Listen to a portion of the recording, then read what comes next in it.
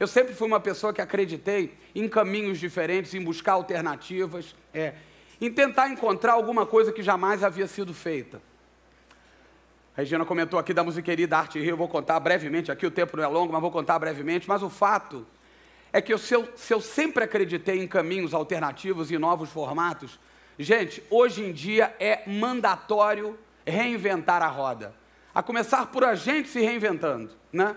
A começar por a gente se perguntando, o que eu posso fazer de diferente? Que caminho eu posso trilhar? E é por isso que eu provoco com essa expressão, reinventando a roda, porque eu uso, através de algumas histórias, eu vou usar isso aqui, algumas histórias que aconteceram comigo, empresariais, né? Por isso, provocação autobiográfica, eu uso isso para, de alguma maneira, tentar dividir com vocês que, de fato, buscar caminhos alternativos faz uma imensa diferença. Imensa diferença. Aquele modelo de, por exemplo, propaganda, TV, rádio, jornal, esse é o modelo que está ficando para trás. E hoje, o que as empresas querem é caminhos, são, aliás, caminhos diferentes. Elas querem oportunidades de encantar, de divertir, de se relacionar com as pessoas. E é por isso que o momento é muito especial para entretenimento. Porque as empresas desejam investir. Então eu conto um pouquinho disso aqui, um pouco das empresas que estão conosco e o quanto elas realmente têm feito diferença na hora da gente poder investir em cultura, em entretenimento, em arte, em artistas. Tá? Muito bem. Me formei em publicidade, fui trabalhar numa agência, depois entrei numa companhia, numa cervejaria, que foi a Brahma. E aí, no final dos anos 90, aliás, no final dos anos 80, eu recebi um convite para assumir a direção de marketing de uma gravadora. Engraçado que a Regina comentou aqui da derrocada das gravadoras, eu vou falar um pouquinho sobre isso. Mas eu assumo a direção de marketing de uma gravadora exatamente em 1990, que foi a Sony Music. Tá? E naquele momento, se eu já acreditava nesse conceito de contramão, e que privilégio, que sorte que eu tive por entrar nessa companhia, porque havia um grupo de pessoas que pensavam dessa forma. Se eu sempre acreditei em buscar caminhos alternativos, e estou falando de 22 anos atrás, quando eu cheguei nessa empresa, a cabeça era essa. E foi assim que a gente decidiu investir no Chico. Infelizmente não está mais com a gente, mas imagina, Mangue Beach, em 1991, o Chico Science continua sendo muito além do tempo de hoje. E a gente decidiu investir no Chico. E esse foi um álbum que vendeu quase 400 mil cópias, e mais uma vez ali a gente via a prova efetiva de que vale a pena buscar um caminho alternativo. A gente investiu na Daniela. Imagina, a música baiana, gente, era confinada à Bahia, ponto. Você tinha lá Salvador, o que acontecia no Carnaval Baiano, Trio Dodô e Osmar, maravilhosos, mas não havia expressão nacional. A gente decide investir na Daniela, alguns aqui lembram, o Canto dessa Cidade. Levamos a mídia inteira para Salvador, 1991, e aí o sucesso da Bahia, que bom, a Bahia espetacular, maravilhosa, enfim. A Bahia nasceu para o Brasil, porque depois da Daniela vieram tantos artistas. Artistas tão importantes como Ivete, como Banda Eva, como Asa, enfim. Mais uma contramão, apostar num segmento que não havia. Planet Hemp, imagina, hip hop no Brasil, e a gente decide apostar. Uma coisa que era meio gueto ali, a periferia de São Paulo. Vamos investir num negócio que ninguém nunca fez. E a gente faz Planet Hemp. Música eletrônica, universo absolutamente distante. A gente investe no Fat Boy, e quem teve, por exemplo, no show que ele fez ali na praia do Flamengo, ficou muito impressionado com aquelas milhares de pessoas. E para citar mais um último exemplo, a Shakira. Fui ver a Shakira na Colômbia, imagina. Uma coisa meio colombiana, cantando um rockzinho meio esquisito, cantado em espanhol no Brasil. A gente decidiu investir, a gente entendeu que era uma contramão, e está aí a Shakira hoje, uma das grandes artistas do país. Aliás, do mundo. Do país, sem dúvida, como artista internacional, mas do mundo. O fato é que eu vivi contramão e vi o quanto contramão e entretenimento faz diferença. Então, de novo, gente, vai ser mantra aqui nesse breve papo. Sempre procure pensar de um jeito diferente, de um jeito criativo, com alguma alternativa ao que se faz. Muito bem. Só que aí começam a pintar os formatos digitais, e aí eu vou citar o exemplo do que não fazer, tá? E eu estava, enfim, no que era a maior gravadora do país, que era a Sony. Começam a pintar os formatos digitais e, ao mesmo tempo, a pirataria começa a invadir o mercado brasileiro. Entre 95 e 96, eu chamo esse momento do marco zero da indústria, e eu vou dar um número para vocês, que vai ficar muito claro o quanto realmente essa indústria sofreu uma derrocada gigante. A indústria da música, em 1996, atingiu o auge aqui no Brasil. Eram 5 grandes gravadoras: Sony Music, Universal, BMG, Warner e EMI, mais a Som Livre, gravadora da TV Globo. Essas 6 companhias faturaram no ano de 96, vou arredondar, 1 bilhão e 400 milhões de dólares. Muito bem. Ano passado, a indústria da música faturou, portanto, sei lá, de 96 até 2011, estamos falando de 15 anos, ano passado faturou 200 milhões de dólares. Se você atualizar os tais 1,4 bi para ano passado, você vai encontrar que a indústria da música desmoronou 10 vezes. Então, por que a indústria que era... E aí, quem esteve na indústria sabe o quanto essa indústria era poderosa naquele período. Por que essa indústria desmoronou? Porque não se perguntou o que vendia. A indústria entrou numa que vendia formato físico. A indústria da música entrou numa que vendia suporte sonoro, que vendia CD, DVD, Blu-ray, seja o que for, não importa. Na verdade, a indústria não vende nada disso. Acima de tudo, a indústria vendia e vende, ou pelo menos hoje em dia tenta vender, música, emoção, arte. E por não pensar dessa maneira, a indústria refratou o modelo digital. Eu não sei se vocês aqui lembram, alguns certamente lembrarão, houve o fenômeno Napster, isso acontece de 96 para 97, quando a indústria da música, ao invés de entender que já que a pirataria estava engolindo o mercado, e já que há um formato digital que evita a fábrica, poderia ter evitado pirataria, reduz custo para o consumidor, que aquele formato poderia ser uma virada da indústria da música. Não, a indústria entende ao contrário. E é por isso que eu chamo de marco zero, porque simplesmente não se perguntaram. E é paradoxal, porque hoje em dia nunca se ouviu, quer dizer, nunca se ouve, aliás, tanta música quanto se ouve hoje em dia. No iPad, no iPhone, na internet, na TV a cabo, não importa. Porém, nunca se vendeu tão pouca música como se vende hoje em dia. Então é absolutamente paradoxal o que aconteceu, mas simplesmente porque essa indústria da música não se perguntou o que de fato fazia. E aí sofreu essa derrocada. Muito bem. Eu, na gravadora, na época, eu era vice-presidente da Sony, aí estamos falando de 97, 98, e eu começo a entender que aquela indústria com aquela cabeça, porque eu era aqui uma filial, o Brasil era uma das grandes Sonys do mundo, mas era uma filial. Eu começo a entender que aquela indústria já não fazia mais sentido para mim e começo a buscar desafios na minha cabeça.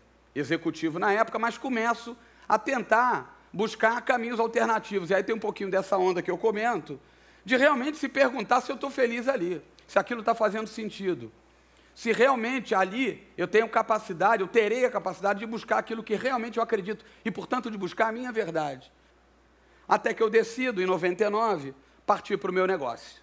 E, portanto, me tornar um empresário de mídia e entretenimento. Porque isso é uma verdade, porque eu já apostava que havia um caminho importante no Brasil para se investir nessa área, e porque eu tinha uma bagagem, evidentemente, com tantos anos de Sony, 10 anos, uma bagagem importante nessa área. Muito bem. Eu vou trazer isso tudo a valor presente, porque eu monto a minha companhia, que é a L21 Participações, exatamente no final de 99 para 2000, tá? Essencialmente é uma companhia que se divide num braço de mídia, num braço de conteúdo e num braço de, que eu chamo de B2B, Business to Business, ou serviços, vai? Essas 3 áreas atuam de forma independente, mas ao mesmo tempo também essas empresas se falam, né? E mais importante, eu sempre acreditei em sócios. Eu hoje tenho 38 sócios diferentes. Tem uma certa ciência em lidar com tanta gente diferente, mas ao mesmo tempo é muito rico. Não estou dizendo que isso é fórmula, que não tem fórmula, cada um tem que encontrar a verdade e o próprio caminho, mas para mim funciona, né? Mas o fato é que a L21 é sócia de muitas pessoas, ok? Onde é que eu estou hoje? Essencialmente são 12 negócios diferentes, eu não vou passar por eles, né? Desde rádio, são 2 rádios, a Sul América Paradiso, a Mix, até um portal de internet, até uma operação no estádio, até os bailes de carnaval, até o Oi Noites Cariocas, até uma companhia de teatro, que é a Aventura. Eu vou parar aqui brevemente, o tempo está terminando, estou tentando ser veloz, mas o caso da Aventura é muito emblemático. Há 4 anos atrás, 5 anos atrás, eu fui procurado por uma produtora de pequeno para médio porte, junto com 2 diretores, que são 2 gênios, o Charles Miller e o Cláudio Botelho, que desejavam produzir um grande musical aqui no Rio de Janeiro, que era A Noviça Rebelde. A gente conversa e aí eu decido investir na área. Sempre fui, aliás, um grande apaixonado por musicais. São Paulo já vinha produzindo coisas importantes e o Rio de Janeiro ficando para trás. Então, Mais um motivo, e eu adoro tudo aquilo que nunca foi feito. Adoro. E é isso que eu estou aqui, de alguma maneira, tentando passar e, de certa maneira, provocar em vocês. Aí eles me botam na mesa esse desafio, a gente produz a Noviça Rebelde e, em paralelo, acho que aqui alguns devem ter visto esse espetáculo, estreou o Teatro Oi Casagrande. Em paralelo, eles me convidam para produzir Beatles no Céu de Diamantes, coprodução, e um outro espetáculo que foi Sete. Bom, que é um espetáculo mais autoral, música do Ed Mota, enfim. Isso acontece tudo entre 2008 e 2009, quando chega na metade, na verdade, no iniciozinho de 2009, a gente abre a Veja Rio e dá de cara lá com as melhores peças em cartaz. Noviça Rebelde, Sete, 1, 2, 3 e Beatles. Naquele momento, a gente decide montar uma companhia para produzir teatro. E eu garanto a todos vocês, e aí tem a história da economia criativa, teatro pode dar e dá, do ponto de vista de resultado financeiro, um imenso resultado, né? Aquela máxima de que teatro... Aliás, quando eu decidi entrar nesse negócio, tem 5 anos atrás, sócios e empresários, amigos meus, teatro, Calainho, não, muito complicado. Teatro é uma loucura, os artistas ficam ali, uma dificuldade, tem que pedir dinheiro para a Eletrobras, para a Petrobras, muito difícil. A gente decidiu implementar um modelo absolutamente inovador, um modelo que efetivamente gerasse resultado para as empresas, e aí a gente decide fazer a Aventura. Bom, para encurtar essa história da companhia, da Aventura, trazendo isso a valor presente, a Aventura hoje é a maior produtora de musicais do país. A gente esse ano já fez Violinista no Telhado com o Zé Maier, Mágico de Oscar, acabou de sair de cartaz. Aliás, o Lucinho Mauro maravilhoso, a Maria Clara Gueiros. A gente fez Judy Garland, tudo esse ano, Judy Garland. A gente fez Beatles no Céu de Diamantes Turnê. A gente fez Hair em São Paulo, que estava em São Paulo. E no final do ano a gente vai fazer Rock in Rio musical. Então, 6 espetáculos de grande porte somente no ano. Então, o exemplo da Aventura é emblemático, gente, de o quanto, se você pensa diferente, numa das artes que talvez seja, talvez seja, ou pelo menos uma delas, a mais antiga que há, que é teatro. Mas você pode trazer isso a valor presente, oferecer tecnologia para o segmento, tecnologia inclusive no relacionamento com as empresas, com o público, enfim, e transformar isso realmente num negócio grande. Foi o que a gente fez com a Aventura. Mas falando da gravadora, né? E eu citei aqui o exemplo da indústria da música, essa desmontada que ela sofreu. É literalmente uma pretensão que a gente está fazendo com a musiqueria, tá? E é incrível, gente, as gravadoras, por incrível que possa parecer, ainda estão naquele modelo, contrata o artista, tá aqui a revelação que não me deixa mentir, mas enfim, contrata o artista, grava o CD do artista e bota o CD do artista para vender. Gente, esse modelo já foi. Lá atrás, Daniela Mercury canta a cidade, 2 milhões de cópias, uma loucura. Zezé de Camargo e Luciano é o amor, 1.800.000 cópias. Roberto Carlos, 1,5 milhão de cópias. Esse modelo já está ultrapassado, esse modelo está pequeno, esse modelo já não faz mais sentido.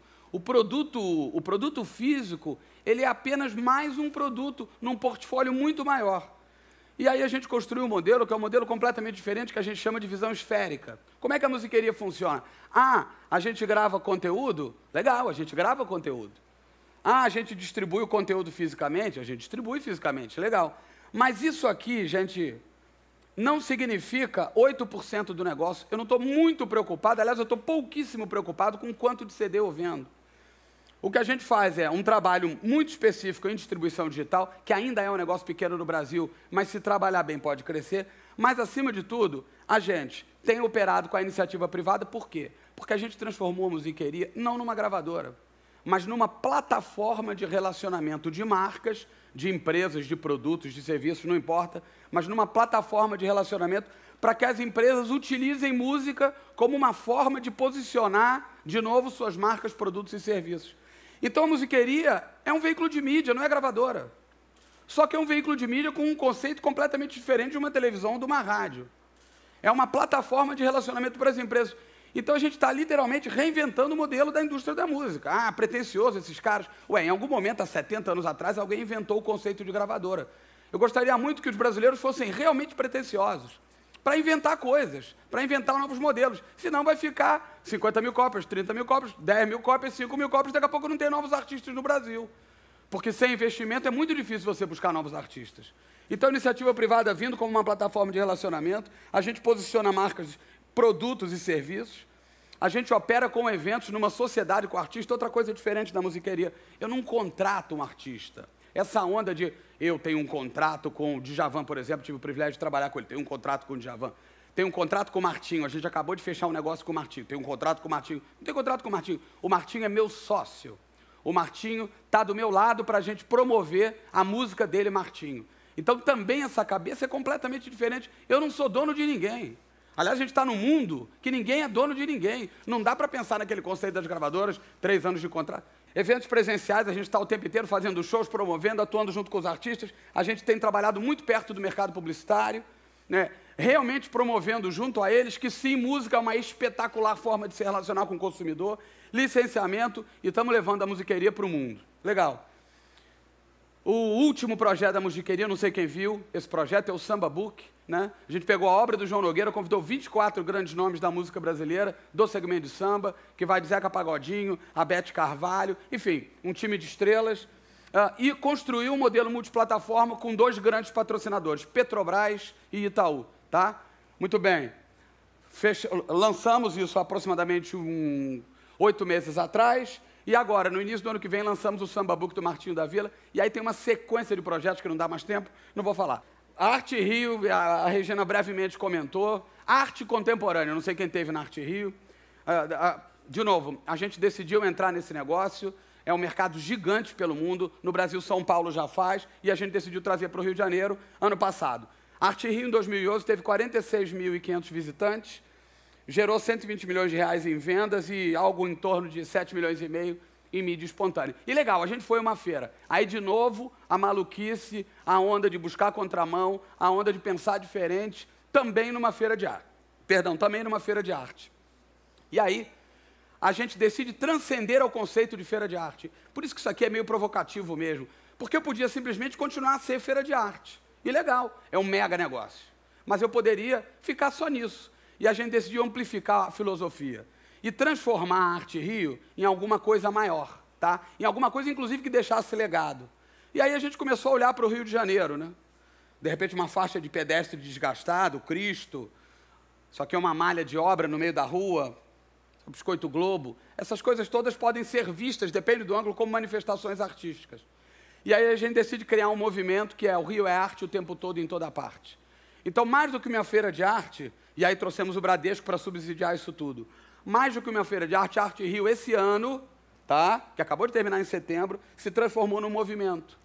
E, portanto, em legado que a gente oferece para o país, onde a gente estimula o interesse pela arte, promove o mercado de arte como um ator importante no Rio de Janeiro, onde a gente insere de uma vez por todas o Rio de Janeiro no circuito de cidade criativa, porque, ok, Maracanã, Cristo, Ipanema, Corcovado, Lagoa, é tudo lindo, só que o Rio tem muito mais a oferecer. E aí a gente realmente quis inserir o Rio como um polo importante produtor de arte, desculpa, a gente que é, tá? E, obviamente, disseminar a arte como parte da cidade. Essencialmente, o movimento, ele tem uma série, ele não é só a feira, durante o ano inteiro vai de ciclos de palestra, a rede social, a web radio, a portal, a gente virou veículo de comunicação, a programa de rádio, ou seja, a Arte Rio está espalhada pela cidade durante todo o ano. E todo mês de setembro a gente tem a feira. Aqui tem uma foto dessa edição. E aí, só para dar grandes números desse ano, foram 120 galerias nacionais e internacionais, 7 mil metros quadrados de obras de arte, e aí gastronomia, shows, isso é uma novidade também.